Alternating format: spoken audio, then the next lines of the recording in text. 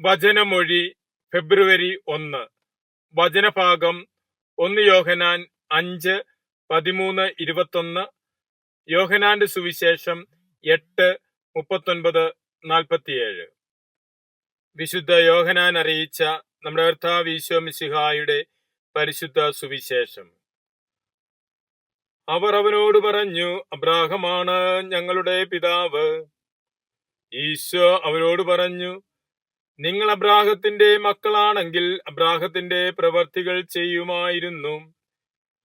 എന്നാൽ ദൈവത്തിൽ നിന്ന് കേട്ട സത്യം നിങ്ങളോട് പറഞ്ഞ എന്നെ കൊല്ലാൻ നിങ്ങൾ ആലോചിക്കുന്നു. അബ്രാഹം ഇങ്ങനെ ചെയ്തിട്ടില്ല. നിങ്ങൾ നിങ്ങളുടെ പിതാവിന്റെ പ്രവർത്തികൾ ചെയ്യുന്നു. അപ്പോൾ അവർ പറഞ്ഞു, ഞങ്ങൾ ജാരസന്തതികളല്ല, ഞങ്ങൾക്ക് പിതാവ് ഒന്നേയുള്ളൂ, ദൈവം. ഈശോ അവരോട് പറഞ്ഞു, ദൈവമാണ് നിങ്ങളുടെ പിതാവെങ്കിൽ നിങ്ങൾ എന്നെ സ്നേഹിക്കുമായിരുന്നു.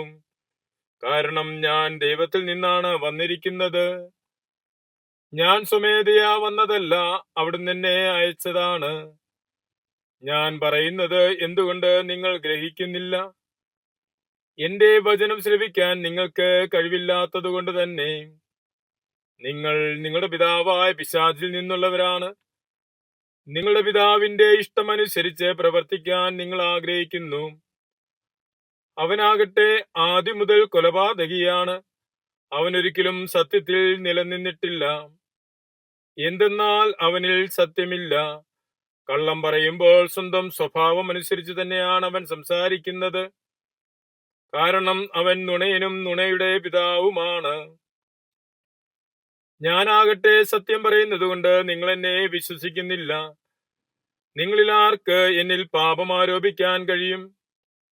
ഞാൻ സത്യമാണ് പറയുന്നതെങ്കിൽ എന്തുകൊണ്ട് നിങ്ങൾ എന്നെ വിശ്വസിക്കുന്നില്ല? ദൈവത്തിൽ നിന്നുള്ളവൻ ദൈവത്തിന്റെ വാക്കുകൾ ശ്രവിക്കുന്നു. നിങ്ങൾ ദൈവത്തിൽ നിന്നുള്ളവരല്ല, അതുകൊണ്ട് നിങ്ങളവ ശ്രവിക്കുന്നില്ല. ഈശോയിൽ സ്നേഹമുള്ളവരെ, ഇന്ന് സുവിശേഷത്തിൽ ശ്രവിക്കുന്നത് ഈശോയും യഹൂദരും തമ്മിലുള്ള വാദപ്രതിവാദത്തിന്റെ ഭാഗമായിട്ടുള്ള വചനമാണ്. യഹൂദർ തങ്ങളുടെ പിതാവായ അബ്രാഹത്തിൽ അഭിമാനിക്കുന്നവരാണ്. അബ്രാഹത്തിലൂടെ ലഭിച്ച ദൈവിക വെളിപാടില് അഭിമാനം കൊള്ളുന്നവരാണ്.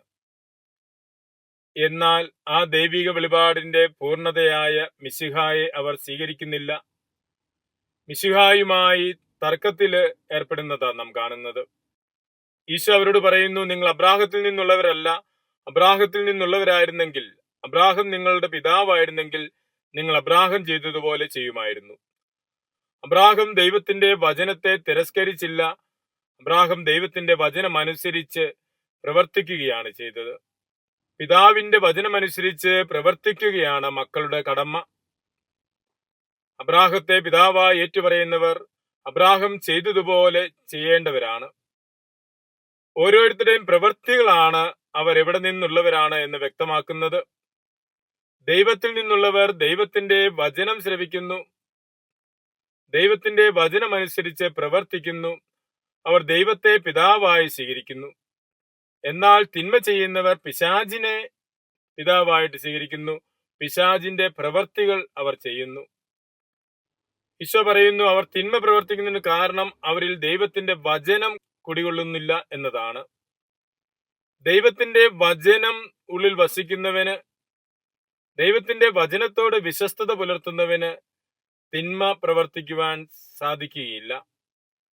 ദൈവത്തിന്റെ വചനത്തെ പരിത്യജിക്കുകയും ദൈവത്തിന്റെ വചനത്തോട് അവിശ്വസ്തത കാണിക്കുകയും ചെയ്യുന്നവരാണ് തിന്മയുടെ പ്രവർത്തികൾ, പിശാചിന്റെ പ്രവർത്തികൾ ചെയ്യുന്നത്. ദൈവത്തെ പിതാവെന്ന് വിളിക്കുന്ന അബ്രാഹത്തിന്റെ, ഇസ്ഹാക്കിന്റെ, യാക്കോബിന്റെ ദൈവത്തെ ഏറ്റുപറയുന്ന വിശ്വാസികളായ നമുക്ക് നമ്മുടെ പ്രവൃത്തികളിലൂടെ ദൈവത്തെ മഹത്വപ്പെടുത്തുവാനും അബ്രാഹത്തിന്റെയും ഇസ്ഹാക്കിന്റെയും യാക്കോബിന്റെയും ദൈവത്തിലുള്ള വിശ്വാസം പ്രഘോഷിക്കുവാനും സാധിക്കണം. ദൈവത്തിന്റെ വചനം ശ്രവിക്കുന്നതിനും അതനുസരിച്ച് പ്രവർത്തിച്ചുകൊണ്ട് ദൈവമഹത്വം പ്രഘോഷിക്കുന്നതിനും നമുക്ക് കൃപ പ്രാർത്ഥിക്കാം.